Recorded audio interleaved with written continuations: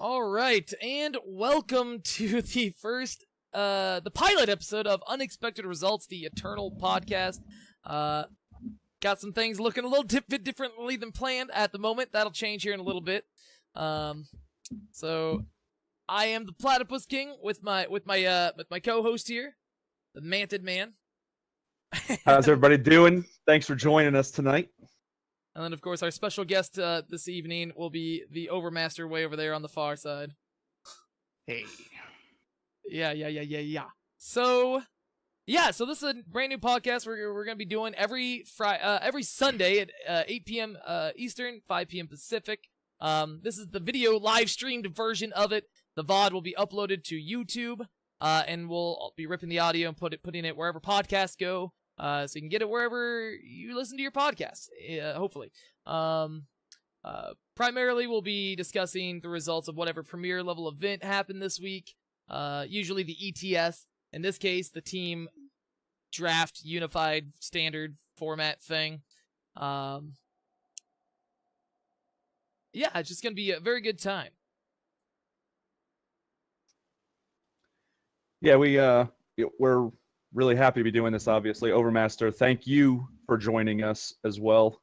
A lot of this is put together. There's a lot of work that goes in behind the scenes, and Platypus and I have we've been pushing for this for a while.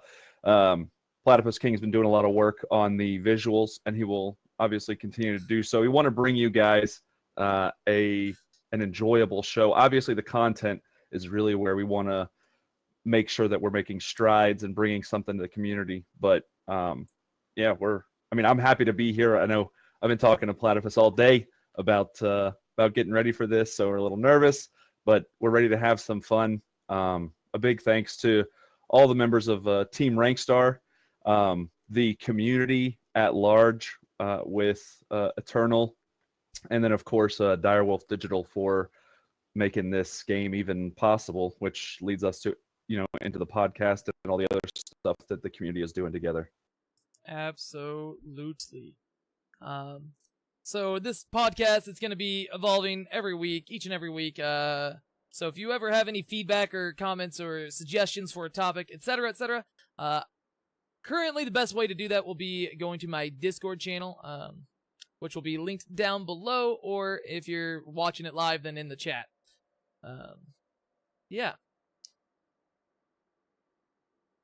So yeah, and also just one other thing, we have a fair amount of viewers tonight. I expect that this will continue to build popularity as you all tell your friends and tell the people that you play with, and there's posts about it on Reddit and Twitter and Facebook and all these things. One of the big things is when Platypus is doing a stream, he interacts a lot with the chat, and there will be some time during the podcast where we will interact with the chat. We'll ask for some questions and things like that, things that you want to know. We'll maybe pay attention to it a little bit during the podcast, but it will likely not be acknowledged at all until the requisite times. So, save up your questions, write things down or whatever.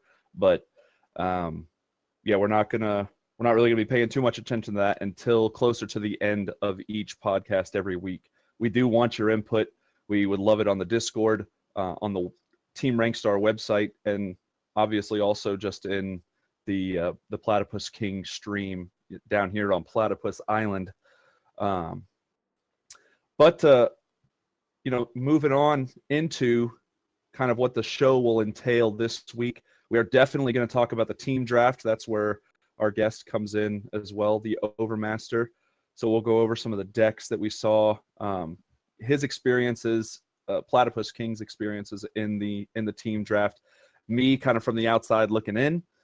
We'll talk a little bit about the First Blood event during the podcast, and we'll also kind of give our thoughts on the first ever league season in Eternal and the event that kind of carried along with it. We'll close out the show. We'll talk a little bit about some of the lore that came out this month, the promo, Bren, and then we'll have kind of some open mic times, maybe some Q&A, and we might throw in a little surprise conversation topic toward the end. We're going to aim for around 90 minutes every week. And, we hope you guys stick around for the ride and have some fun. Excellent. Fantastic. So, yeah, let's talk about the team draft. Obviously, that tournament was yesterday. Somehow, my team did not win, even though I had Bruised by God on my team. Yeah, I don't know how that didn't happen. Yeah, same. Like, I won all my games. I'll just put it that way. Yeah, leading into the draft, I've never really done a team event, in any other card game or this one. Do you have much experience with this, Manted Man or the Overmaster? With team events? So I'm gonna let the Overmaster talk first, and I'll give you kind of my take on it. But let's hear what you got, Overmaster. Okay, so I actually participated in the first Team Unified event for Eternal, the Pillars of Amar tournament, I believe it was what it was called. It was 3-person teams, and we basically did the same thing, but it was powered unified as well.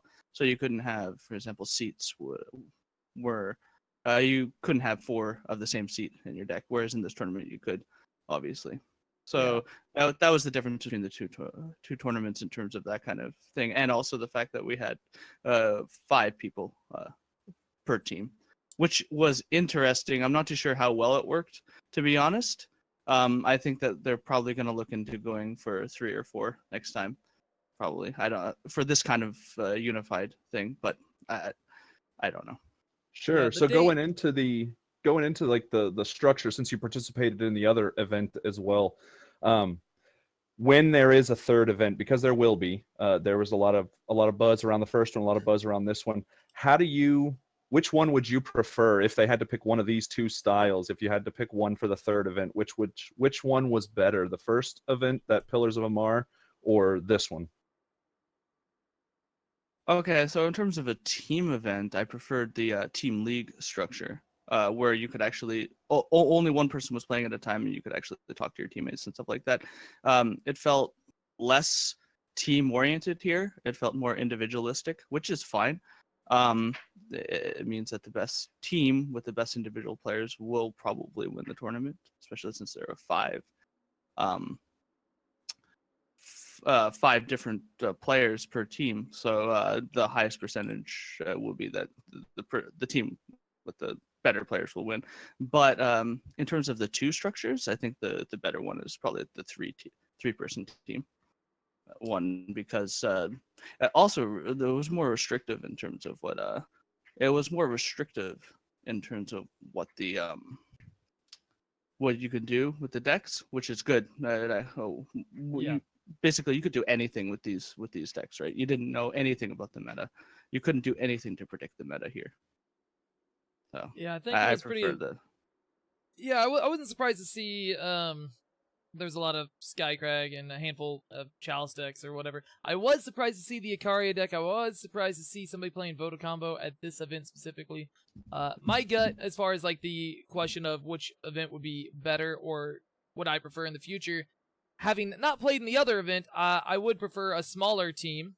It was difficult coordinating, and I didn't even have a 5th teammate because we had to have a sub for my team since we had first pick. There weren't enough players to choose from.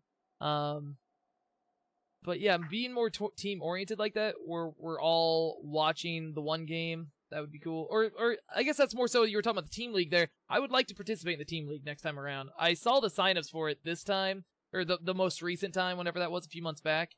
And I was a little too intimidated to sign up, but I'm over that now. That would be a lot of fun. I hope they do one of those in the near future. Yeah, I was actually a captain for one of those teams as well, Awesome. in the previous team league, where our team came top 4 of the 16 teams. So to give my 2 cents, so I didn't play in either of the team events that we have had, this most recent one or the one prior to that. But I've played in a lot of team events in the past. I've played in Magic the Gathering, the World of Warcraft card game, some Hearthstone team events, things like that. I am, well, excuse me, let me preface this. We are the Eternal Podcast, so our opinion very much matters. Pay close attention. especially if you work at Direwolf Digital. But while I love the idea, get the community together, get people playing, get people interacting, even if they're not on a structured team like Team Rankstar or RNG Eternal or anything like that. Get people interacting with one another. This draft format where you pick your team members is great because it kind of shakes up the field. But as Platypus King and Overmaster both said, I think the size was large. I'm looking at the rosters, and we've got 1, 2. So there's 12 teams, 13 teams, excuse me. No, And it's It 12. was 12. Oh, 12. Okay. And it looks like every single team, save for like 2 or 3, had a sub that ended up having to play on the team. So the larger the teams, the larger the teams, the more possibility there are for errors, technical difficulties, problems getting things put together. And or teammates to just not show up on the day of. Yeah, teammates not to just show up. And 2, the size of the teams gets time prohibitive. So one of the reasons that I didn't play is I was telling people it's going to go long. It's going to go real long. You're going to lose an entire day doing this. And I love the game, and I would love to lose an entire day. I'm just not at a point where I can do that. That's why I'm sitting in a recliner, because my house is just destroyed because we're getting ready to move to the other side of the country. And you saw that, I spoke with different players and stuff when I thought the tournament was going to be over, and they're telling me, Platypus King was one of them, and some of my other friends were also in this event were saying, oh my gosh, it's like 6 o'clock in the evening on the East Coast, and this thing is still going. So it is definitely an all-day event, and the larger the teams, kind of the more spread out it becomes, because you have to wait for this kind of stuff to filter down. To be fair, with regards to that, the ETS does run usually pretty late. There's just any random average Eternal tournament runs pretty late. So if you're not available for that kind of thing, like you're basically never going to be available for that kind of time frame. It is absolutely. It is a commitment. It is, but they are great, and Plus, they're run really well, and everything looks good. Go ahead, Eric, or Platypus King, what do you got? plus a team event though, it is a bigger time commitment though, because a lot more prep time compared to your average tournament, your ETS. You gotta coordinate with your X amount of teammates. On my team, for example, 3 of us were on the West Coast, 1 of us was in Ireland. That was challenging to actually be able to be together. Yeah. When I picked up Moosh, even though Moosh is a fantastic player and it was probably the correct choice, I had a choice between a couple of players at that point, and I could have chosen an Eastern Standard Time or some sort of North American time, and I think it probably would have been better for me, especially since I'm usually up really, really late, so I never was able to test with Moosh. Yeah. Speaking of the drafting portion and the picking up players, and prioritizing like a ranking system for who you should draft or whatever. I found that portion of the event very intimidating, especially after I learned that I was going to get first pick. I would have much rather been in the middle of the Rochester draft, but I would have preferred to be first pick, to be honest. Fair enough. Because I had a specific choice in mind that was taken, but yeah, I had that's just life. Yeah, I had a handful of people that I had narrowed it down to that I was interested in. I assumed I'd be like Bruce by ninth or God something. was an excellent pick, by Yeah. the way. That was probably the best pick in the field. I have no regrets. Maybe Childerland, but their team didn't do very well. Yeah, that would have been in terms of the top couple of picks. Musha's actually up there too. I don't know how he got to me, to be honest. I shrug. Yeah, there's some. I would prioritize some of these players a little bit differently than it seems some other of the captains ended up doing. It's funny. One of the reasons, one of my tiebreakers, I was really leaning towards Bruce by God, but I was also trying to talk myself out of it because I didn't know him and I was intimidated because I respect him a lot. Yeah. But one of the tiebreakers, and outside of just getting over that little insecurity was he's in the same time zone as me. So I was like, okay, well, let's just go Yeah. for it. My choice, my first choice, but when it came around to me finally, the 10th pick was actually between batteries and Moosh. And batteries, I think, would have been. I'm not too sure how it would have worked out between me and batteries because we're both crazy deck builders, right? Whereas Yeah. Moosh is more of a tuner and I'm a deck builder, so it was kind of like a better dynamic there, I think. Although batteries is also closer to my time zone, so there's that consideration too. So I'm paying attention here. This is kind of what I do. So one, Overmaster, I love your decks, by the way. You talk about being a deck builder rather than a tuner. I'm a big fan of the deck builders. I follow a lot of you guys really closely. I give a lot of credit to Lights Out Ace, to Ski J, even though he hasn't been as active recently. But listening to you talk about the people that you kind of wanted to pick and kind of your thought process is very reminiscent of listening to ThePlatypusKing when he was talking about like, oh, who should I pick? Talking to his stream, like, who should I pick? So I'm going to throw something out there that may be a little dramatic, but this is internet radio, so a little bit of drama is usually welcome. I would love to hear, we'll go back and forth. I will hit ThePlatypusKing first because this is his show and he'll get the first. But let's hear what your top pick out of the players would be after seeing everything that happened in the event. So, ThePlatypusKing, who would you stick with Bruised by God as your first pick after seeing everything that happened? Hands down, definitely, especially after actually talking to him. Yeah, I still would have went with Bruised by God. I don't think any of my other couple of choices that I had that I was really debating about would have been bad choices either. Like the three people I was mainly debating between once I narrowed it down to three were Bruised by God, Tony G, and Batteries.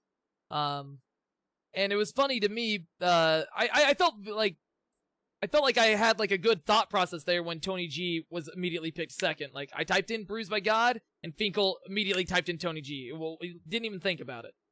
And it's like, did I leave money on the table? Oh my God, what has happened? Yeah. All right, well, Overmaster. So, Bruised by God's off the table. Who is your first pick? Everything's said and done, and after everything that you've seen, kind of that hindsight 2020. Who's your first pick now?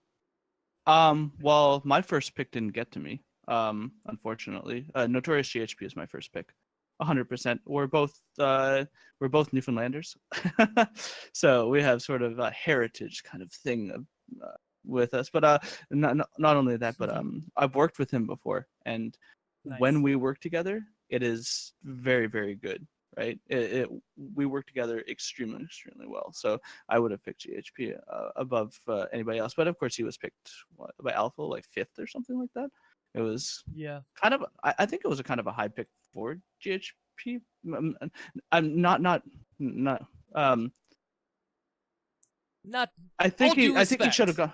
Yeah. Well, I mean, I think that he hasn't proven himself quite as much as some of the other top picks, like Bruised by God or whatever, right? He's never made it to an invitational, for example, right? Or like Child Roland or even Moosh, the pick that I took, right? I think that he could have easily made it to second round. He didn't. And that's not surprising either. But yeah.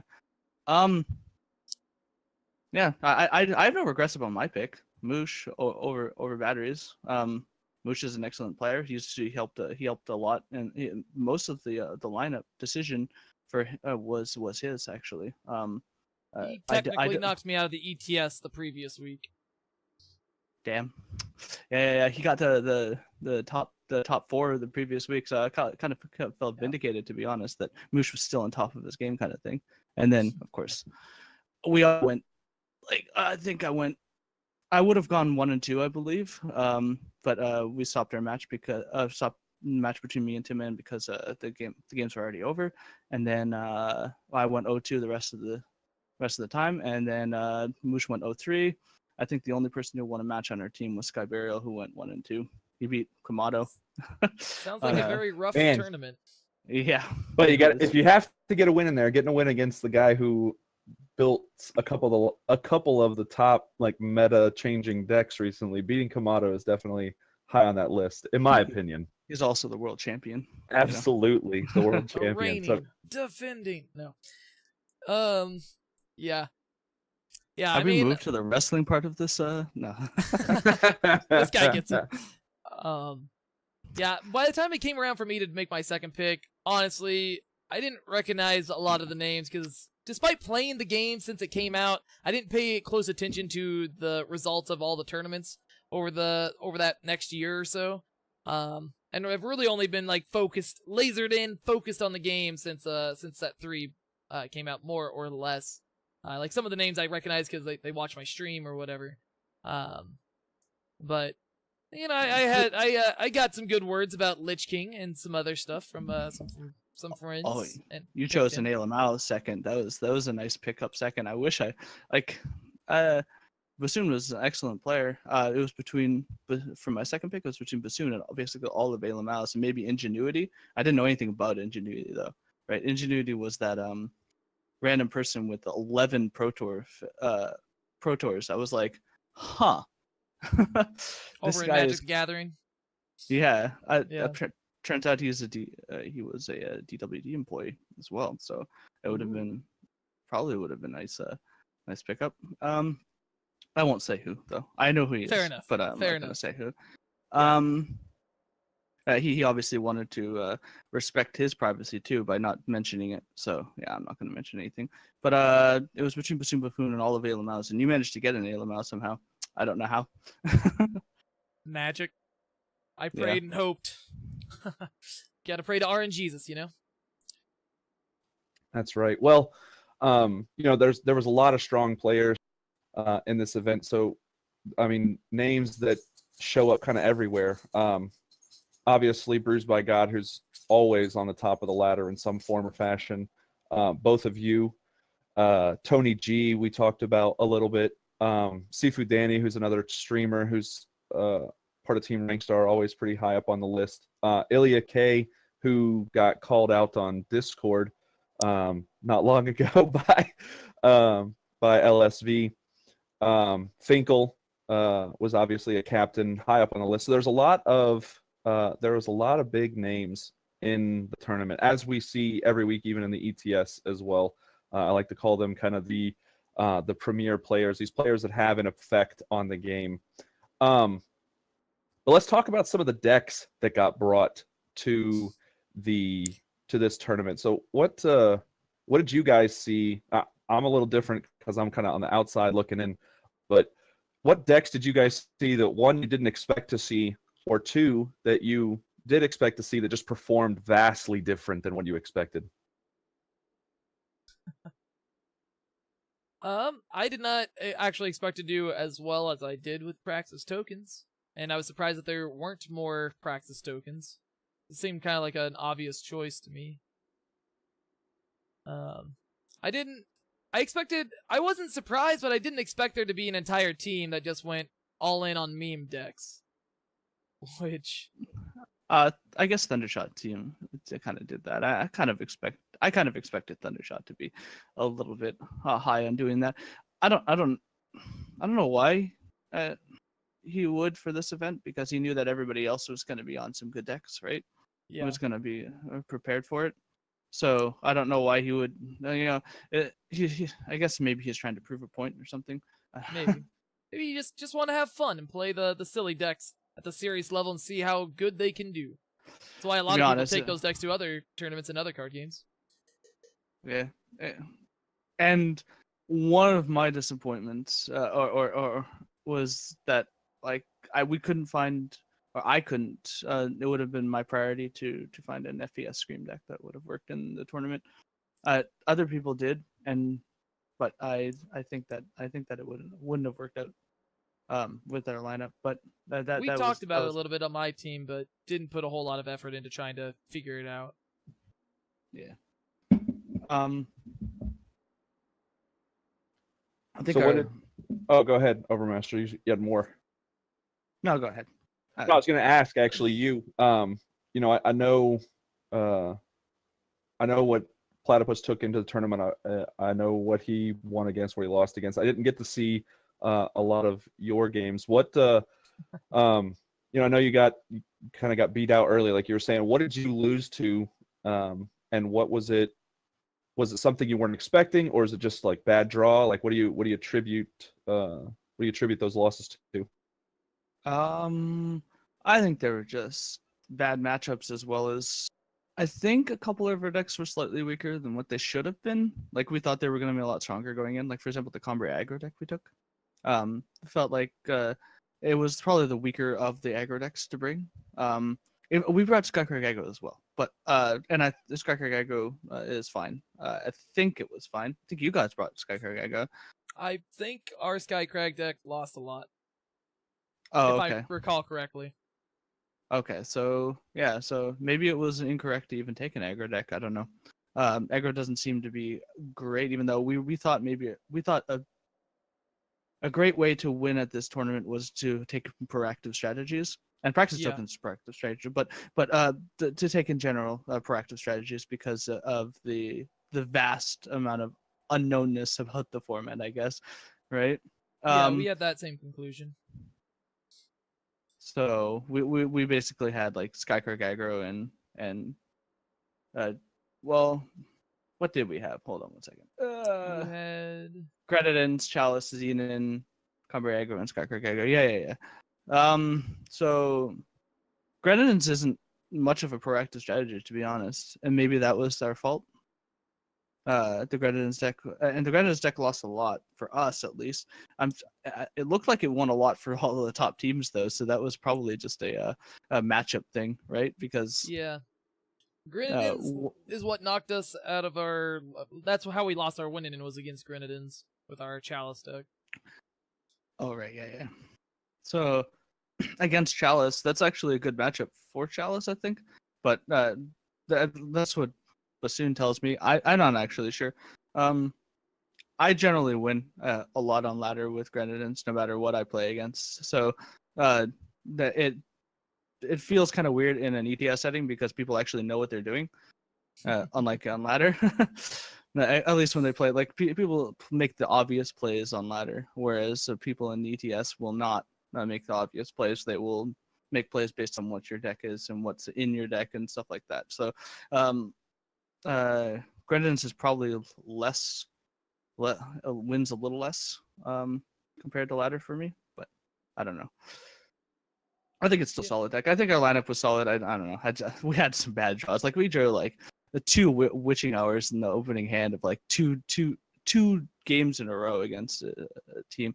I was against Xenon. I played against Elysian midrange in one of my, and that's just not a matchup. That's not realistic to be playing It's not against. very common at all. Yeah. And We'll not play also against that deck very often. exactly. And then we played against Grenadins, which is also a bad matchup. It crushed us. And Kamado was actually playing the Grenadins, and he got double madness on turn 6 and killed me. Good lord, that's a rough way to go out. Yeah. If you had known the Feast Caller buff was coming, if we just knew that from day one, would that have do you think you would have ended up playing it? I don't recall I don't think your team did. I think only one team brought the card. But would that have changed anything for you in the deck building process? I really wish UWD would tell us these things in advance, to be honest. But it wasn't just about the Feast Caller, it was about Caleb and stuff like that. There's a lot of Caleb's pretty good when you can ult on 5. Even the press gang commander, like I mean, the press gang commander, I don't think it's a huge deal, right? I don't think it's a huge buff for it. I don't think it's going to really impact, but who knows? The deck is hard to build, right? A deck with press gang isn't as hard to build, so it requires time. It's not a 2-day endeavor to build that kind of deck. So nobody was going to bring that card, even though there might be a deck around it, and somebody could stumble upon it in 2 days. That'd be pretty amazing. What was the other card? Oh yeah, Snapping Red Stalker. Right. That card's not Draft card. Exactly. Although I'm assuming it actually improves in draft. Yeah. I don't know. I don't play time in draft very often, so and I don't play with that card very much. Feast Caller being able to be played in the same deck as Hailstorm is a rather huge deal, and has been performing for me in a random deck that somebody took to number 1 on ladder, I believe. Some Acaria blue nonsense with Caleb and Jotun Feast Caller and stuff. It's pretty sweet. Should send it to you. It's like Yeah. really nice one. We do love the Icaria decks, and this team on this stream and in this podcast. At least 2 out of 3 of us. Yeah. That's right. I'm all about Icaria. So She's the yeah, original Bay.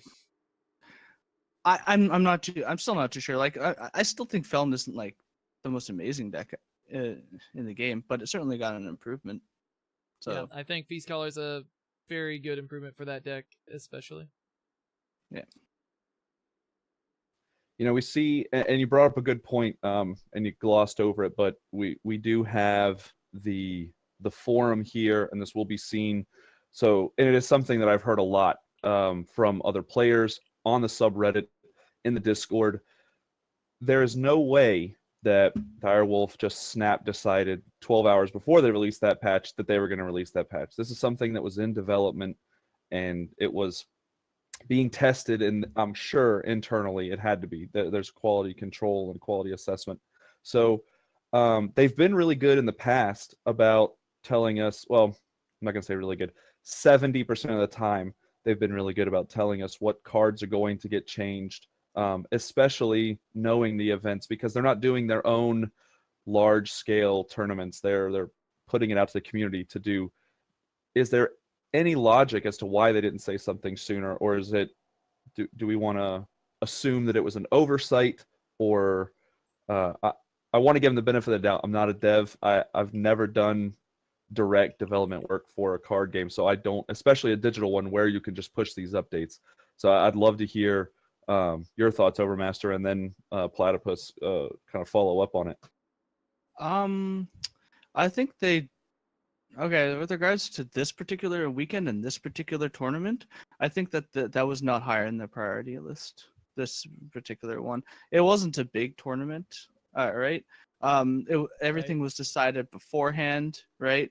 So no new players are going to be involved in, like for example in ETS, like a bunch of people will sign up that at the last minute and things of this nature, whereas I don't think it was a high on their priority list. I don't think it needed to be high on their priority list. I think that me being a little bit jaded about it is only from past experience and not for this particular singular experience. I think that it was probably right of them not to release that info beforehand. They did it for the invitational. That was the only time they've ever released information about the patch beforehand. Any other time they haven't, and yeah, it feels like even for regular ETSs and for this kind of event, they don't really need to release the information beforehand. It just kind of sucks for us. That was going to be my next question, is if there is a continuation of relying on the community to put together these kind of events, should we ask that Direwolf post this kind of information sooner? But I think you answered that question previously, just saying that there's not a requirement for them to, unless I misheard you. Now, Scarlett did say in Discord that there's going to be some competitive support on the horizon, including he mentioned sideboards specifically. So that means that it is going to be a best of 3 thing. I'm assuming it's just going to be like an event kind of thing, and they're going to test it out and then maybe include in the client like later on. But they're putting some development time into the competitive scene. Let's put it that way. So Very maybe happy to hear that. Yeah, maybe I still hope that that RNG and stuff like that will run their tournaments because they're just so good. But if DWD can do the same thing as our RNG, but like they have the production side from RNG maybe, right? And then have like in client support. That would be just really, really good, I think, for the game. And then but then of course that begs the question, like what you said, should they release these kinds of patch updates beforehand. And I mean, in this case, yes, they should probably release it probably about a week beforehand, or it's, yeah, I don't know. I Yeah, think the main reason they announced those, they just put those things out with minimal to no announcement, is to surprise people and to try to rejuvenate, get some excitement going with just you log on one day and what, these cards have been changed, they're so much better now, I want to go make them and play the game some more. I think that might be part of the mentality. That's my theory, anyhow. Sure, and I would love to hear or see something from them, even if it's just a little community fluff piece that says, "Hey, here's the logic behind why we do or why we don't." So I'll put that out into the ether. If anybody from Direwolf is listening, no one here is besmirching the decision. We have some differing opinions, obviously, even just between the three of us. I personally am also of the mindset that you're testing it long enough, a week's notice, especially knowing that the community is trying to put together events, a week's notice would be very appreciated. Again, that's just my personal opinion. I'd love to hear some logic behind the process. Change my mind is all about it. So yeah, I mean, once there's actual once Direwolf is sponsoring to some degree competitive tournaments, I think it would be definitely more responsible to put it out there ahead of time that, hey, some changes are coming. As is, I think it's fine that they just, hey, by the way, tomorrow when you wake up, cards will be different. By the way, the set's out. What? Set 4 is done? well, and set 5 is with it. And playing devil's advocate against my own point that I just made, if I'm not mistaken, we are technically still in a beta phase, right? Technically speaking. Quote unquote, yeah, sure, whatever. I think Right. I think the client is definitely ready to be released into the wild. I don't know why they haven't done that, but also, oh geez, what was I gonna say? They can also have they can have the client not have the updates, like you can have like the ladder and whatnot ranked have the updates, right?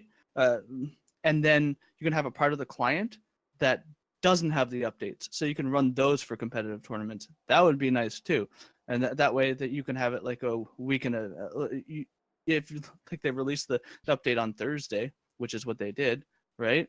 Yeah.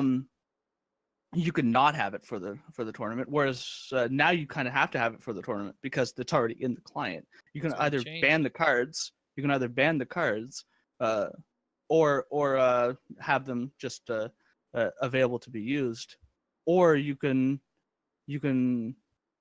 have a part of the client available that you that doesn't have the update, like a rollback of the patch or something like that. That'd be nice for competitive play as well. I don't know how hard that is to make. That's probably a very, very difficult procedure to do, but probably pretty useful for competitive play if they're going to push that in the future. Yeah, that would be interesting, specifically once they get to that point with the competitive play. That makes sense. Sure. So, team draft overall. Let's closing out this section of the cast. Overmaster, how do you feel rating 1 to 10 on this event, team draft, and like one thing that you really liked and one thing that you would change? Just results aside. Yeah, results aside, of course. Oh, the results. No, I thought it was pretty good.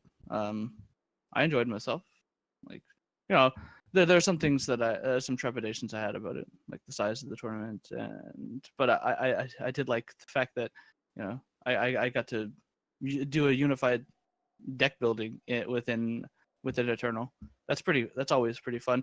I would rather three of on a team, and also not power unified as well.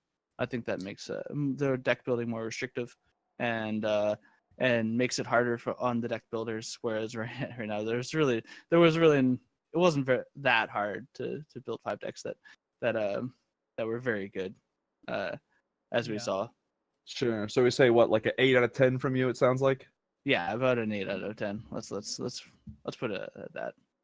Yeah. All right, Platy. What about you? I had a blast in the event. I agree about about the power also being under the unified umbrella. I didn't realize that wasn't included at first, and I had to go back and read it after somebody told me, no, we get to play the power too. Exclamation point quote 119. Yeah. The- There you go. So everybody read the rules. I said that in Discord, and then nobody actually read the rules supposedly.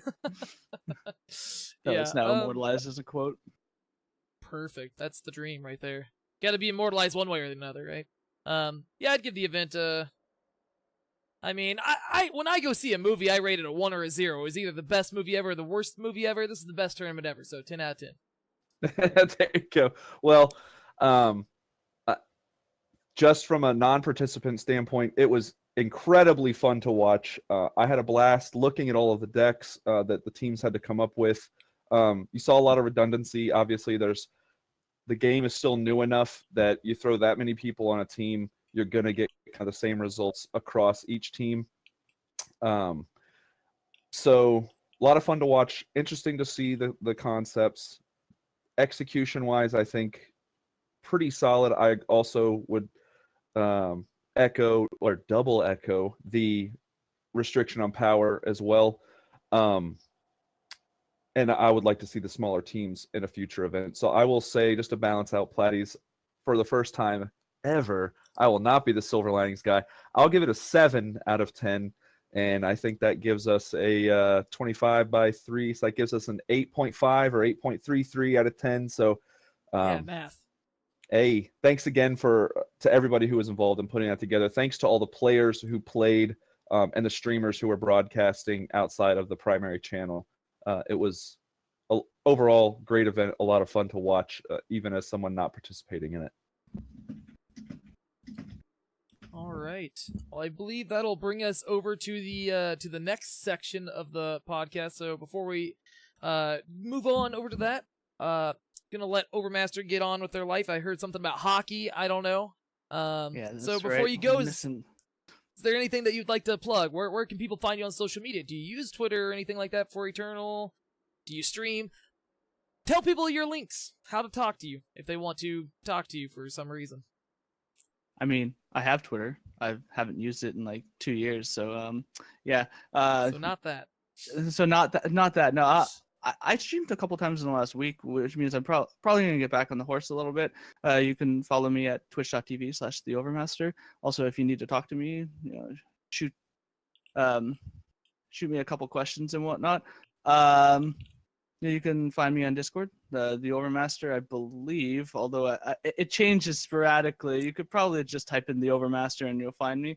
And if you need to do business inquiries and stuff like that, for example, like being a guest on a podcast, then the easiest way to reach me is actually through Discord or to whisper me on Twitch or something like that. I'm usually hanging around. I hang out all the time in, for example, Platypus's chat, even if I'm not talking. Yeah, and yeah, that's. I'm more of a lurker myself too. Yeah, he lurks on his own stream. There'll just be tracks of time he's not paying attention. Well, Overmaster, thanks so much, not only for joining us, you've been a great guest, but your insights have been very insightful, very learned. It's good to get another view. Platypus and I spend a lot of time talking about stuff, so we tend to kind of mix our ideas, and they come out pretty much the same in a lot of cases. So it's good to get a separate view from you. So thank you again for joining us. And to everybody listening to the podcast, watching live right now and listening in the future that we're not in at, if you want to hear somebody on the show or you think you'd be a good guest, drop ThePlatypusKing a line in Twitch. I'm usually in his Twitch chat as well, or you can find me on Twitter and Discord. We'll go over those links at the end of the show as well. But again, yeah, thanks so much, Overmaster, for coming in and being on with us for almost an hour now. No problem. All right, I'll talk to you guys later then. Fare thee well. All right, and now, as the stream was meant to appear, here we are. This was the intended goal. I didn't realize the third camera if we had a third person without, and we had them have no camera, they still showed up as their own box. And we'll be more prepared next time for that. But anyways, let's talk about the First Blood event. Let's do it. So, the First Blood event, just for anybody who is listening who has not participated yet, First Blood event is almost a standard draft as you would normally do every day, except instead of basic packs, you get a Dusk Road pack, 2 custom Eternal draft packs back to back, and then another Dusk Road pack. The event costs a little bit more at 7,500 gold rather than 5,000, and you get 10 games, win or lose, and only your first 3 runs count towards your position on leaderboard, and the leaderboard's just chock full of some crazy good prizes. A lot of packs, some promo cards, things like that. Yeah, I've been enjoying the event so far. I still wish that these, this is the second draft event that they have done. I wish that that you still gotten I wish there were still prizes for the run itself. It is a little demoralizing to not have that. They have very good prize support for the end of the leaderboard prizes or whatever at the end of the event. But I feel like more players would participate if they still got a prize for participating. If it's like 1 pack per win or whatever. Or maybe like 1 pack every 3 wins with a 4th pack if you get the 10th win. Something like that would be, that'd feel nicer. It's a small thing. Sure. I don't disagree with you, but at the same time, I do disagree with you. The custom packs that we're getting are, they're chock full of some, top end like meta cards. I don't know if you were paying attention to your packs, but I struggled in the custom packs to actually pick cards in some cases. Granted, my first 3 packs that I got were, or the first pick in the first 3 packs were a legendary in each one, and they were all in the color set I was in. I was in Argenport, and yeah, so I didn't struggle too much with the first pick, but after that, it was a little bit more difficult because there was a lot of good stuff, and we'll go into a little bit of the mindset. I know Platypus has done all 3 of his runs already. I've completed my first run, and I'm halfway through my second. But so we disagree a little bit. I understand where you're coming from on the prizes, but because the cards are so good, 7,500 gold, 4 or 5 packs out of the gate, plus you're guaranteed, I guess, at least 1 or 2 packs for lowest prize level, right? Yeah, I think that's accurate. Yeah, so it balances out pretty well, even if you only do 1 run. In my opinion, I don't think it's poorly thought out. But that's all fair. So let's talk about the what you played. What I know you did really well, at least in your first 2 runs. Not so much in your 3rd run, but I think your first run was 9-1, which is what my first run was. What'd you end up running? Oh, a little humble brag there. Yeah, my first draft was a 9-1. It's funny, all 3 of these drafts that I did, I lost the first game and then just went on a winning spree. Even for the deck that did not good, I got my 4 wins in a row after that first loss, if I recall correctly, and then lost out. But yeah, both the first draft and the second draft, both the decks were very similar. The first draft deck, I don't remember like what cards I picked first or in any of the packs. I don't remember the draft itself super well, but I will say, preface all this by saying I really enjoy the draft format of the draft event immensely better than the draft format that is available to you in the normal in-game client. These curated packs are way more enjoyable to draft as opposed to, Empty Throne and Omens of the Past. But yeah, that said, like my 9-1 deck, I had a Finest Hour and a Torch and a couple Seek Power. I ended up splashing just a couple of random blue cards, I think. I splashed a Stampede Driver. I'm not sure what the other card was. I can't recall at the moment. It is free, so I did it. But mostly I just had a bunch of little flyers. I had a couple Soaring Guards, had what's the 1/4 called? I had the 1/4 that you gain extra armor when you play them when you play a weapon. I had that other Valkyrie, the 4-drop Valkyrie that does, similar thing. Valkyrie Militant, I believe it is. just had a bunch of little flyer guys and a couple of mediocre relic weapons like Talon of Nostrix. And I was able to just, I remember, I opened a Harsh Rule. That was a really, really good turning point in the draft. So if I was ever behind, I was like, well, reset, let's keep going. And that was definitely instrumental in my 9-1 victory. And then my 8-2 draft, it was very similar. It was like a bad version of my first deck. Of my first deck. I didn't have the Torch or the Finest Hour, but then I didn't have as much. I didn't have any Seek Powers, but I had more banners, and I stayed with just the Rakano colors. Ended up going 8-2, and at that point I was rank 5, and then overnight I dropped a bunch because more people had played, right? And then I did my third draft and ended up Combre. It ended up having some of those same armor units, but none of the payoffs. The second Rakano deck had 2 Magma Javelin and 2 Talon and Nostrix with all these extra units that give bonus armor, right? And so that was pretty cool. But the third list I went 4-6, and still when last I checked I was rank 12. When I finished it, haven't checked it out since then. That was yesterday. That was on Saturday of the event. But overall, I had a really good time with the event. What have your experiences been like so far? So I'm pulling up my deck here. I'm using my iPad just so I'm not taking up on my screen. But my first deck, my 9-1 deck was it was Argenport, almost Armory, but instead of Armory on the body, Armory on my units. I picked up a couple of really good. What is that? The short barrel that gives Aegis. I had a lot of weapons like that. I'm a big fan of another card that gets it gets crapped on a fair amount, and that is the 1/3 shield, Stalwart Shield, 1/3 shield that gives endurance.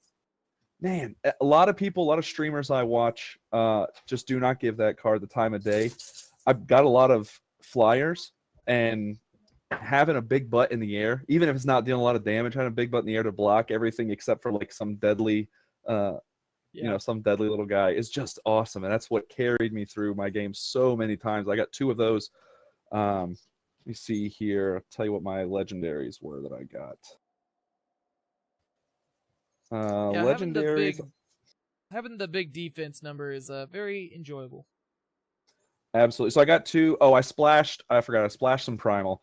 So I got I got 2 Dragon's Breath, 2 Lightning Strike, and 2 Winter's Grasp. And I just had to roll with that. But I got Midnight Gale was one of my legendaries. And then 2 Zelia the Vain, which is the girl who doesn't even, it's not an ultimate, she just has the ability to drop curses on everybody, and she gets buffed every time a curse is played. Yeah, the drop the affliction for 4 power. Yeah. So running 2, got 2 of her and the Midnight Gale. I got a ton of the dual influence, the banners, Felon banners, Argenport banners, and Huru banners.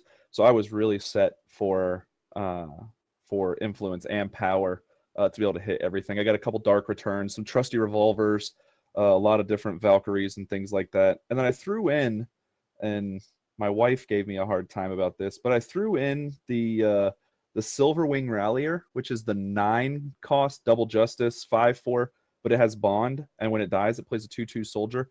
I actually won a game off his back. Just having that big butt and being able to drop a bunch of weapons on him, and then back it up with like an Emerald Spear on myself, was really solid.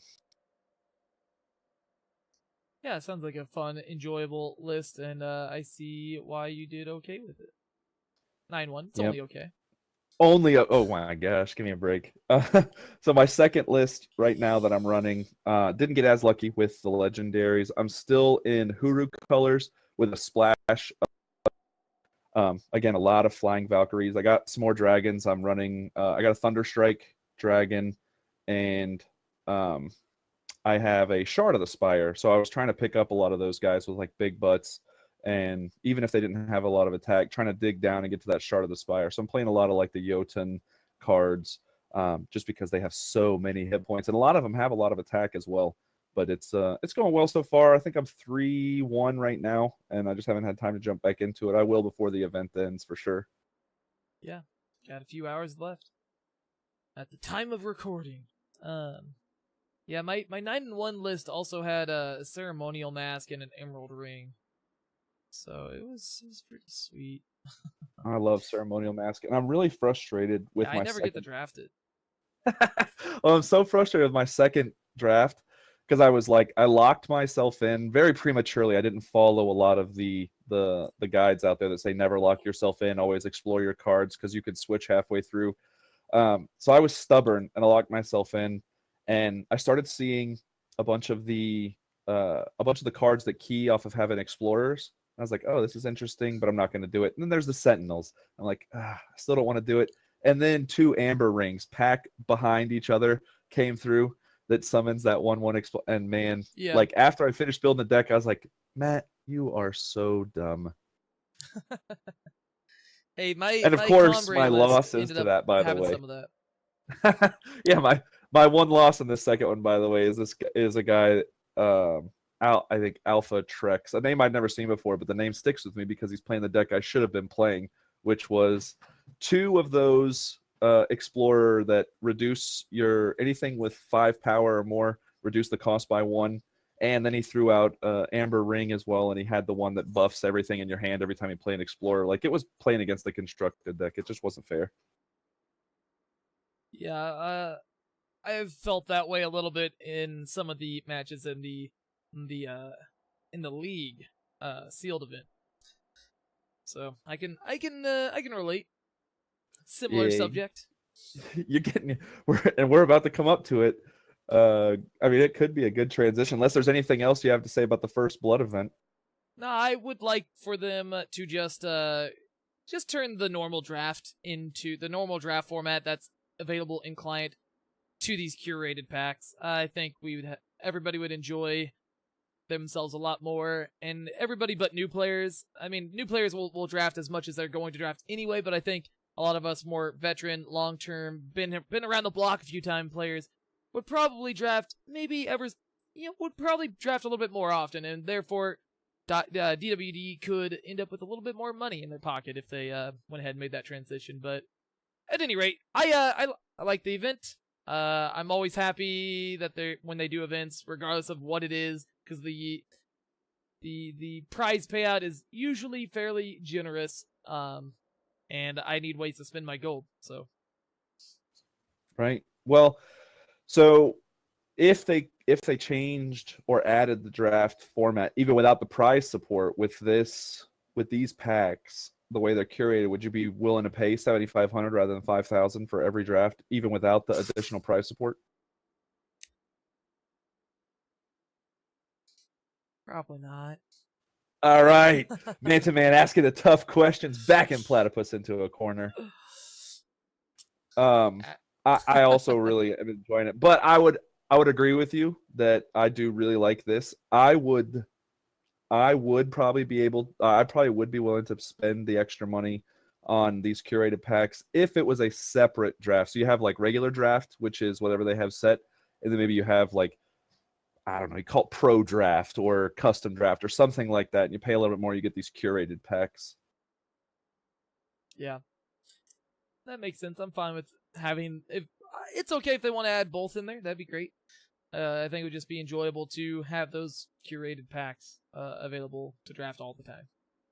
Yeah, I agree. I would like them to, and this is kind of pipe dream from a different card game, but I would love to be able to dump my collection into a box rather than a cube. But you get where I'm going with this. I'd love to be able to build like a custom draft event and be able to invite like 6 or 8 or 10 people to play with at the same time and do something like that. I know there's not enough cards probably in the game to do it yet, but I hope that's something they're looking at putting in. That'd be fun to build kind of curated packs from people's collections. I've been saying that about various card games in the digital realm for years. Yeah, and we know it works. We both played it. A bunch of people listening to the podcast live or in the future have played them, and I don't think there's not many people out there who play that style of game and don't have fun, especially if you're playing live with people that you know and you could be like on voice chat and smack talk and stuff like that. It brings some real casual fun to the game. Yeah, I'm into that. All right. So with that, let's move on to the first league that they did that they have done. This is going to be a recurring thing every month from here on out. Is it going to be sealed every month? Did they say that in the announcement, or is that just what we assume? Do we know? I don't think it was explicitly stated. I think that's just what the broad assumption is. Please, community, correct me or correct us if we're wrong. But I think the league is going to change every month on what it actually entails. That'd be neat. But at any rate, yeah, that over that weekend or whatever it was, there's like they said that this was coming out, and they didn't say what it was exactly. They just called it League. And they told you what the rewards would be and stuff like that. I remember that those few days between the announcement and the release of it, there was a lot of speculation. A lot of us thought it was going to be a best of 3 format with sideboarding, or we were at least hoping that's what it was, and that's not what it was. So I was a little disappointed with that, but get that out of the way. Having being able to do a sealed event is very enjoyable, very fun, and that first week I really enjoyed myself a lot. I was going to say, so the first week I really enjoyed myself, and man, I love sealed. I could play sealed only and be very happy. I loved the first week. The second week, it started to kind of drag me down. And by the third week, I felt almost like it was a chore to keep up with the games, because you have your 10 games for the week that put you on the leaderboard and move you up or down in your ranks based on your wins after you build your deck. And then you can play 20 additional tiebreaker games. That's a lot, man. That's a chore. That's 30 games plus a lot of us, you and me, people in your stream, and obviously the thousands of other players. They are trying to climb the ladder as well, and I get it. It is a business, and you want people to spend as much time as they can in the game, so you give them something to do and do that. But we're talking about almost 30 mandated games to climb the ladder. Even if you win all of your games, it's 10 games per rank, or 10 or 11 games per rank to climb just wins, and nobody's ever going to win 10 or 11 in a row consistently. So to stay relevant before Masters, you're looking at 40, 50, 60 games a week, and it's not terrible. The games are only a few minutes long, but they start piling up real quick, man. Especially when you throw these other events in. First Blood event takes up time. Practicing for these tournaments and stuff takes up time. Watching your favorite streamers like ThePlatypusKing takes up time. So that is my one complaint, is it feels like the division that developed this, amongst all the other stuff, is almost trying to monopolize what I'm doing. And one of the reasons I enjoy the digital card game so much is that it is a casual experience. Even from a ranked perspective, it feels casual. This month, I did start to feel like it was a chore to play the game. Yeah, the tiebreaker. I think 20 tiebreaker games is just a little, just a little too much. I had originally, I don't know how I misread it, but I read it as 10 tiebreaker games, and so when I found out it was 20, I was like, oh man, I don't want to 20 games. Like that's just a lot of games. That I did like the ability that you could drop from the event and re-enter, and start over. And I did that a lot that first week, but after realizing how many tiebreaker games there were, and if I were to, like, say week 4, I had predicted that week 4 I would reset, I would rejoin, I would drop and rejoin the event and make another deck and go through it and just grind it out that week. I had zero interest in doing that. I didn't even play my tiebreaker games this week 4. Full disclosure, I didn't either. I played my 10 games just to stay relevant. And I didn't touch them after that. And I feel like I don't want to feel like I'm going to get punished for that, but I'm going to get punished for that. Yeah, no, it's played out well. Yeah, and every week the decks just got a little bit stronger, right? Just a little bit better. The first week Flyers did the job, and as it went on, people had decks that were closer and closer to, like little constructed decks, little ranked decks, right? This last week or two, but specifically the week 4, even more than week 3, obviously. It feels like all of my opponents had the card. What was it? Crown Watch Quartermaster. Yep. Yeah. That's the 6 power 2/4. It's a 6 in Justice. You can pay 6 and exhaust it to give another unit +1/+1 for each of your units. Also, it has Valkyrie Ally, play 2/2/2 soldiers. And I lost to that card, I don't know, at least 20 times in the last 2 weeks. And feels bad, man. Yeah, so I got a couple of, I think I got 2 of them. 1 or 2, I can't remember. And I'm just not even incentivized to go and check. But I lost to it a few times and I've won on its back a few times. And I would say the format lends itself to it, but I don't think it does. I think it's just a strong card in a sealed format regardless of the layout of the decks. Like, it's just a good card for that. That's where it's a limited bomb, I believe they call it in the biz. Yeah. Well, for the bad mouthing a little bit that we're doing on the season, like, I hope there are some changes. I hope we see something different next month that doesn't feel like as much of a chore. I will say that the prize for it, in my humble opinion, that card back with Bryn's Pool, that animated purple swirl, Yeah, golly, right it's good looking. This is Bryn's book right here below me. Yeah, I see. When I first saw the card back, I did not put 1 and 1 together and realize it was the little knowledge pool or whatever it is from the art on Bryn's card or the avatar or what have you. And it just made me think, oh man, this kind of looks like Heart of the Vault, but purple. Wouldn't it be so sweet if it was the Heart of the Vault and it was orange? Now, orange is my favorite color, so there's that. But I didn't realize it was tied into the promo we got this month, which I do like that aspect. That is pretty cool. Definitely seen some players that thought they would rather have the placeholder card back art of the question mark, but they might as well just give us that one anyway, right? Just, hey, you participated in one. Here's this, and now here's a real one.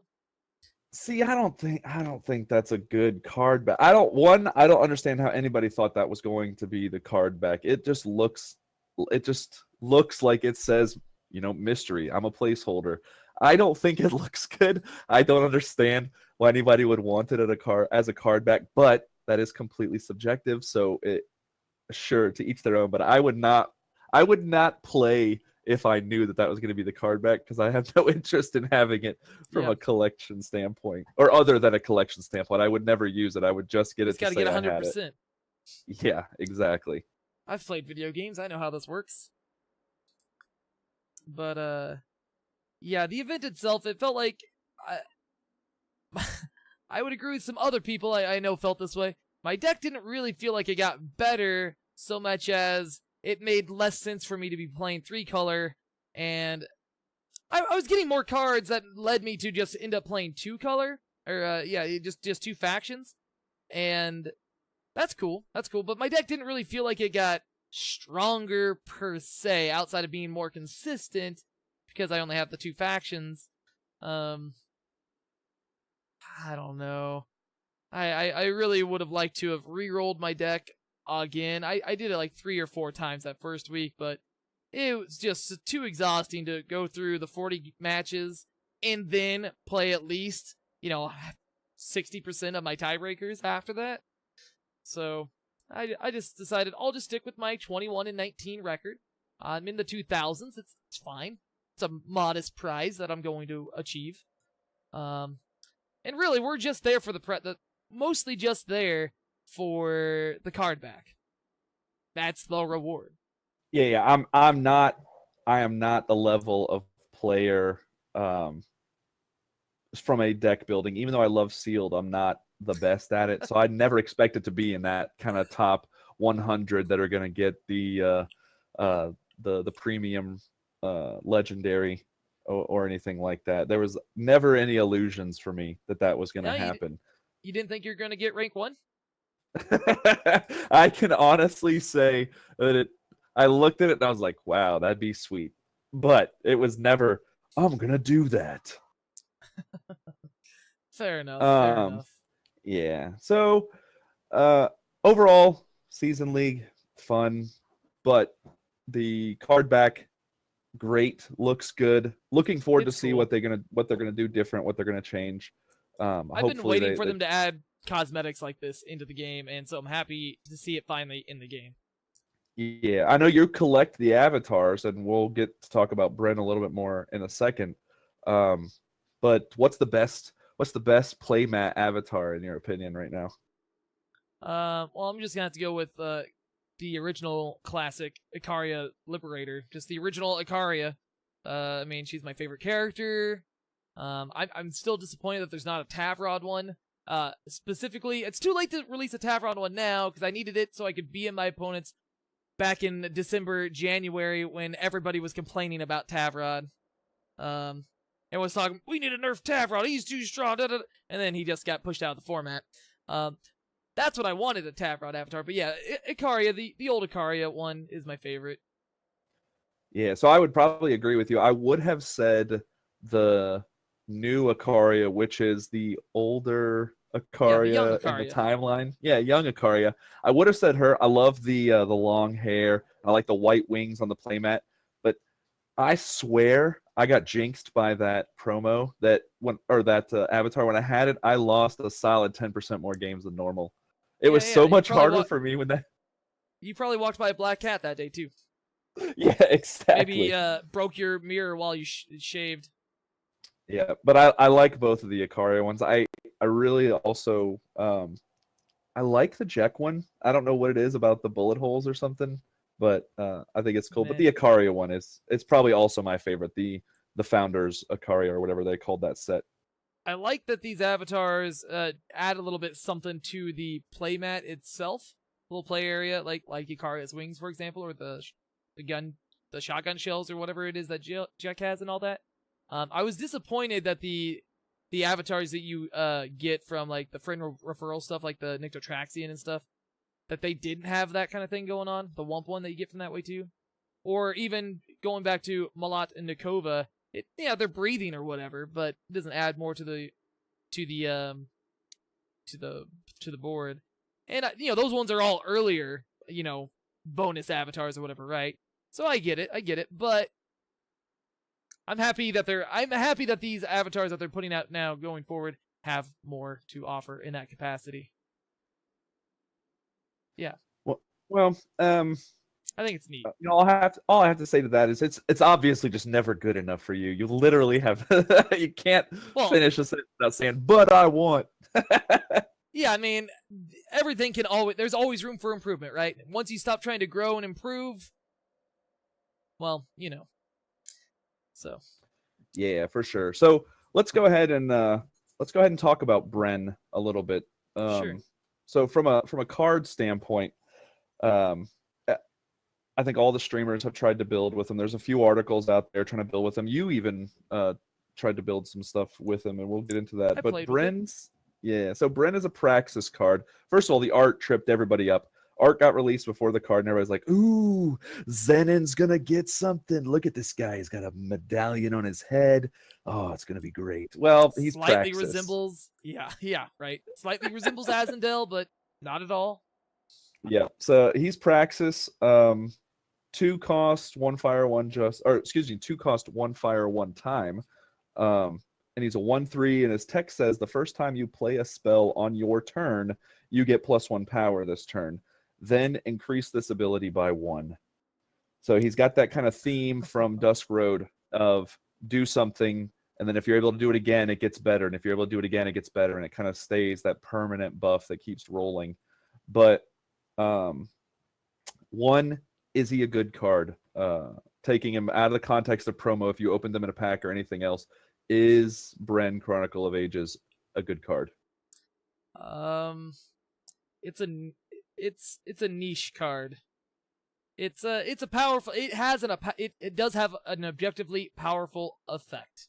Yes, it is a good card. All right. I would agree. I would say that ultimately it's a good card. I think we will see the same thing that we've seen in the past with some other promos, that a couple other cards come out or a new set comes out and somebody just breaks Bren. He's going to be awesome. You saw that, not necessarily broken, but you saw that with Alpine Tracker. Alpine Tracker came out and was just not that great of a card when it came out. Kind of scared everybody to run. And for a while there in the Masters meta, like top end of the ladder, Alpine Tracker was almost a required card for a little while.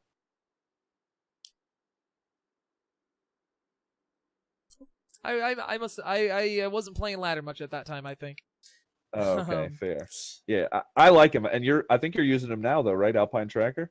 Yeah. After Magikarp won the ETS with Praxis tokens, I made a lot of brews or whatever with Alpine Tracker, threw Alpine Tracker into some decks, but yeah, to some decent or good effect. Though maybe I would have been just better off playing Black Sky Harbinger. But yeah, Bryn, yeah, when the card is good, it feels broken. And sometimes it's a 1/3 that blocks. So, Yeah. that's fine. But it is a lightning rod for removal, so like, the deck that I was playing it in mostly, like I played some weird 50 power trying to be like a combo cheaty deck with that batteries made up. That was well, it was a cool concept, but it was terrible. But I mostly played it in some Sentinel Reanimator deck, some Stirring Sands deck, both mainly a list from the Overmaster, and that list was a lot of fun. I like that archetype was already fun. It does an objectively powerful thing. Bryn made that deck when Bryn was good. It felt good to have that card in the deck. I don't know. You were just able to like ramp out your Sentinels a little bit faster sometimes. Or, again, they kill the Bryn, and now they can't actually kill your Sandstorm Titan. Or they can't kill, they use the Slay. There's multiple times where my opponent used the Slay to kill the Bryn. When I just dropped on turn 2, they played the Slay. It's out of here. Like, oh, cool. Well, 2 turns later, here's a Sandstorm Titan. Or 2 turns later, I have now discarded a Great Kiln Titan. Here he is, back in play. Oh, he brought his friend. Heart of the Vault. Shoot ya. Get another card. Oh, what do you know? It's a Stirring Sands. I guess I'm going to get this back. If you have more removal, you don't, you're dead. Yeah. Because you I killed agree. Bryn instead. But if they don't kill him, you just do other stuff. I agree that if nothing else, his effect does make him a lightning rod, does make him a soak for a torch or a slay. He is a target that should be considered, if not guaranteed to be dealt with, or you're going to get punished for leaving him on the field. Yeah, I would like to try the card out as in like a more fair kind of way, just like in a removal pile style deck. I guess in this case it would probably have to be Fire Time Shadow would probably be the most natural fit since it is a Fire Time card. So I think Shadow would be your best bet for a removal pile style thing. Maybe even in some of those like Dark Heart, Moment of the Vault, Moment of Creation style of list that some people were playing a couple months back or even a month ago. I was gonna say even a couple weeks ago, Sono got second place with like a Dark Heart Moment of Creation deck that this guy actually would have fit probably decently into. Yeah, it's like you can you can go ahead and use a Death Strike or kill a unit that's problematic on the other side of the board and do it for free. It's like you get to kill their thing and then drop your big Sentinel or whatever your finisher. Just get to have the best of both worlds. Or maybe your only out is to play 2 moments and you've had this Bryn active for several turns. You play moment, gain 7 more power, play moment. That's like a Magical Christmas Land kind of a scenario, but allowing you to cheat on your power and just to get free power, ramp it out for little to no cost, like that's fantastic. Just by playing the game, you're going to be getting extra power every turn. And, so when it's good, it's very, very good. And I think it might be better off in a more fair style deck like that, where you actually have threats that matter for them to kill, but if it dies, it's not a big deal, and at worst, it's soaking up some early damage. Yeah, so I think from both of us, it sounds like overall Bryn is a solid card, very fun for a promo, and could see some meta interaction pending somebody taking the time to do some work around it. I think like most promos, it's just waiting for a home, like annoying, like that Oathbreaker or something. You know, I like Oathbreaker a lot. I would like to see that tribe get some real support. For example, I saw a good Oathbreaker deck this morning while I was doing some ranked games. I wish I had written some more of the cards down, but I was just so frustrated that my opponent finished the game with like 175 life, and I did not. yeah, negative 175 on your side. Yeah, it was pretty bad. So we're closing in on the tail end of the stream. So I will go ahead and say that I'm pretty sure Platypus is, but I'm definitely watching the chat now. So if you guys have something you want to hear us talk about before we close up, we may address it, we may not, but we're gonna start kind of wrapping things up. We've covered really everything that we wanted to cover outside of some just some outro stuff. Again, a big thanks to the Overmaster for joining us at the beginning of the stream to talk about the team draft. A big thanks to everybody who showed up to listen live. Just from what I've seen, it looks like you guys are having a lot of fun kind of interacting amongst yourselves, talking about what we're talking about. I hope that those of you listening in the future also enjoy it and will come and listen and kind of enjoy us live next week. Yeah, this stream will be happening. The current schedule for the foreseeable future is live every Sunday night at 8 p.m. Eastern, 5 p.m. Pacific. If you live somewhere else, I don't know what those times are. But that's the plan moving forward. We might have to adjust that as we go, but that's the plan.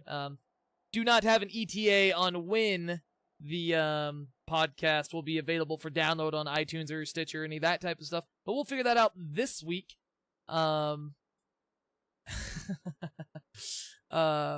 So just stay tuned on my stream for updates on that, or my Discord or my Twitter, which I'll plug those later on.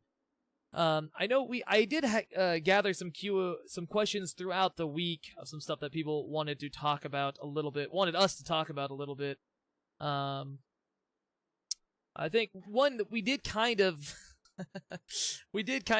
discuss some of this stuff earlier. Like we were talking about the patch that happened on Thursday with the the buff to Caleb and Feast Caller, Crown Watch Press Gang, and that snapping whatever draft card. With that, are there cards there like Feast Caller is a card that I've wanted to see get at least one extra point of toughness or defense in a long time. For a long time, like the card was great when they first printed it. It was a card that like had a powerful effect, right? Draw an extra card, draw 2 extra cards, draw 3 cards every time it attacks. That's fantastic. Hailstorm didn't exist then, but it didn't have the best stats to be able to attack into. A Sandstorm Titan still can't do that. But once Hailstorm came out with Dead Reckoning, it's like that was my first thought. It's like, oh man, too bad I can't play this with Feast Caller efficiently, and now we can. We'll see how good that ends up being going forward. But are there some other cards that you've been waiting for to see a buff, or any cards that you've been waiting for to see a nerf? Well, first I want to say that I wish we'd have started this podcast like 2 weeks ago, because Feast Caller would have been high on my list, and I would have loved to claim that we were the reason that it got buffed. Called shot. That's right. No, one of the there's a few cards out there. I understand 99% of the time. I understand where a dev team is coming from when they buff or nerf cards. But the dragon, I can't remember its name off the top of my head because it's pushed out. But the charge flying dragon, Soulfire Drake. Soulfire Drake. I still don't understand that nerf, and I would love to see it go back to where it was before. I don't think it was oppressive in the format. I don't think it Agreed. I don't think it was a problem. It's the only It's the only nerf that stands out that has happened that I don't get, and I haven't seen any logic behind that changes my mind. And a lot of people are going to turn around and say, "Oh, but it was in every aggro deck." And man, I get it. So is Oni Ronin. They're not going to nerf it. There's no place it can go. There are going to be cards that are staples in decks. It's just going to happen. Torch is going to be in decks that can play it. Oni Ronin is going to be in decks that can play it. Heck, the duo, the 3/3 charge lifesteal, Duo. they are going to be in decks that can play them. There are going to be staple cards, and I don't think Soulfire Drake should be a problem. That being said, the only other card that I find for me is Shogun Scepter. I think Shogun Scepter should be a 3/2/0. A lot of people I've talked to are like, "Oh, the 1 hit point on there, it's not a big deal." And I get it. It's kind of thematic. It is an Oni Ronin on a stick. It creates an Oni Ronin, but I think the fact that it creates a 2/1, I don't think it should give a buff to life, in my opinion. If I was going to nerf a card, that would be the one that I would hit immediately. So you'd rather it was +3/+0 rather than +2/+1? Yeah. 3/3/0. I don't think it should give a butt because it gives Warcry and generates another dude. Gotcha. Still costs 3 power, but yeah, +3/+0. Got it. That'd be fine. That toughness does sometimes. Like, really, anytime it's on a quick draw unit, that's when I feel bad. That's the main time I feel bad about it. Yeah, or something with a, something with an Aegis is just as oppressive. And there are the decks that it gets played in. The way to counter those decks is to be able to deal a lot of small packets of damage, and that 1 hit point can be a problem. There's a lot of cards that are problems for people. There are cards that are designed to be problems. I don't think Shogun Scepter should be in that state, but I'm not a dev. What do I know? What about you? Is there a card you would buff or nerf that is out there? I mean, similarly to you, you mentioned Soulfire Drake. I think they could have handled Vara differently. I know on Reddit recently, 1 or 2 nights ago, Ilya K had made a post about card changes. I think it was completely or primarily about card changes, and one of the topics was Vara and how they could have changed it differently. And because I don't think it deserved to be nerfed, and I agree with that. I think they could have just reworded the card to not trigger if it wasn't played from hand or wasn't like actually cast. And I think that would solve the problem. Or if it, for whatever reason, couldn't hit other Varas, which maybe I think it would still see play if it couldn't hit other Varas. That part, maybe it's too powerful, but mainly I think it was too powerful that when you RNG spiked it, high rolled it into the into the void pretty early, and then like used Grasping at Shadows or returned it on turn 5. That was maybe a little too powerful, especially if you had multiples. But just make it to where it can't do that. Maybe make Vara itself voidbound. I don't know. But it should trigger when it enters the play zone. When it comes in to play, it should still summon a thing. I would like to see that come back. That's the main thing there. I can get behind that. I didn't. And a lot of people are really happy when Vara got nerfed. Seeing the end of that kind of limitless cycle, you get so far ahead in that game, against that deck, you get so far ahead, and it literally was just like one card that changed the pace immediately. So I can understand the people that were happy. I never had much of a problem with it. The style of decks that I played didn't interact with that deck on a level that was negative for me. But a lot of people that really relied on like the Rakano rush or armory and stuff like that, they got punished for just for playing the game if the opponent was able to, like you said, Grasping at Shadows on turn 5, or was able to just get lucky and get hands on 2 Varas. I mean, it was just problematic for them at that point. So I understand. I guess, in some form or fashion. But I agree with you. I think it could have been handled differently, whereas to not exclude an entire deck archetype, because that card is literally unplayable now, in my opinion. Yeah, I mean, it was, yeah, I mean, I like it more as, like, the idea of it being a control finisher or whatever. Like, just have that be the top of the curve of Feln. You survive till turn 8. Here's your reward. Buy back that Champion of Cunning. Buy back that Black Sky Harbinger. I think Vara, maybe give Vara Voidbound. Just give Vara Voidbound, and I think that's probably good enough. That actually is pretty good. I think we talked about that on your stream. I would agree with that. I think you Voidbound Vara so that she doesn't come back, and you're in a lot better shape. And again, you're not obviating an entire deck type at that point. Yeah.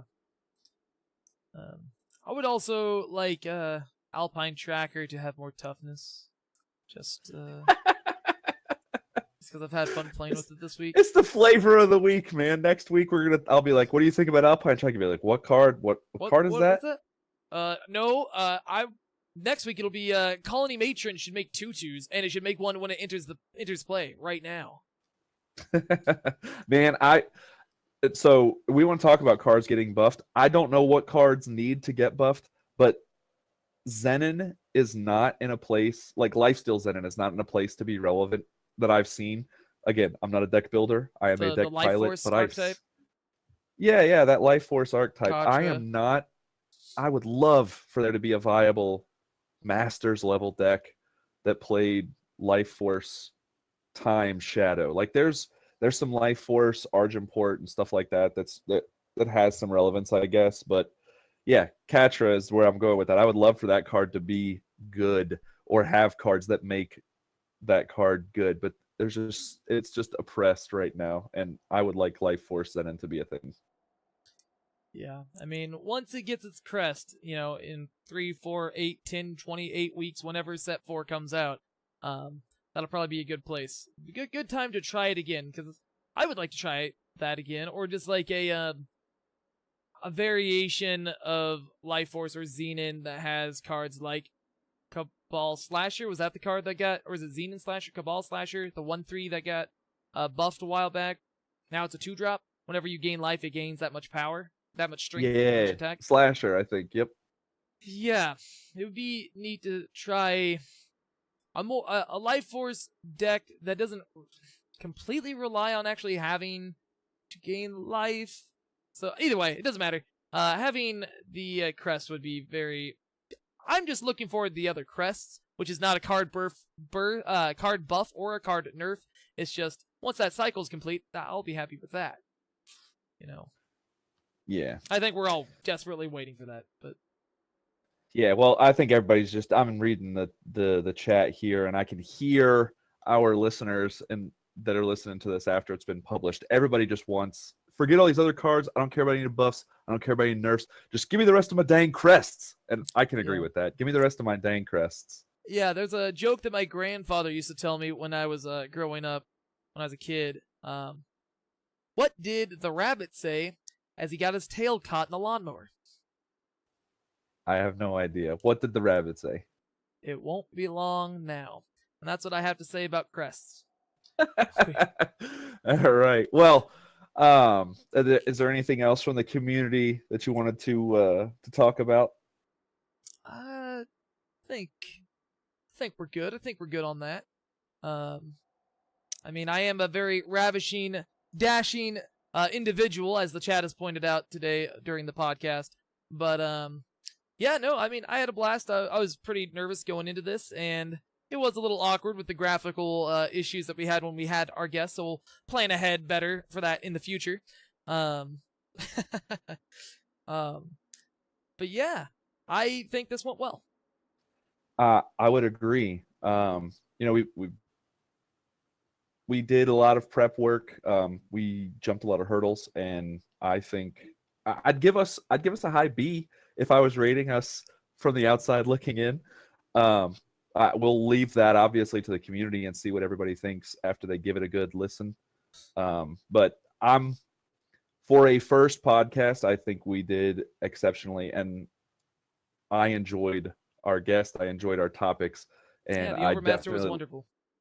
I definitely look forward to next week's.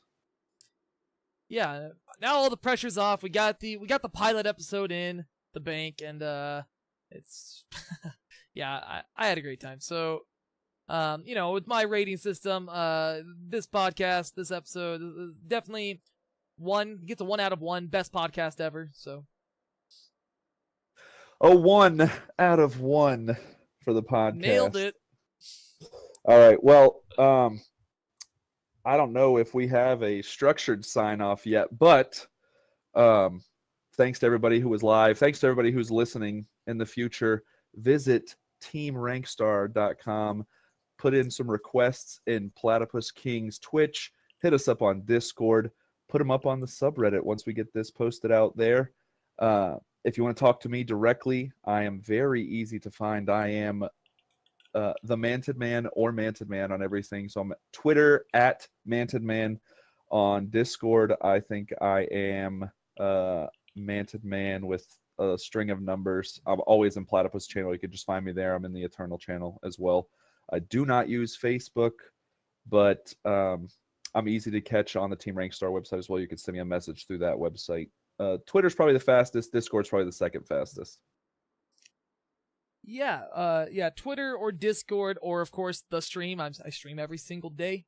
Even if I cheat sometimes and have really short streams on days where I'm really busy. With other things. Those would be the best ways to get a hold of me. I don't really use most other social media these days. So yeah, you can find me at Platypus Island on Twitter.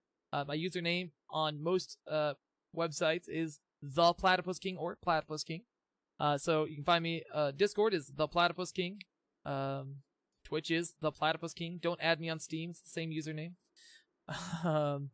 But yeah, if you have any feedback for us whatsoever, if there's things that you would like us to talk about next week, down the road, eventually, again, let us know.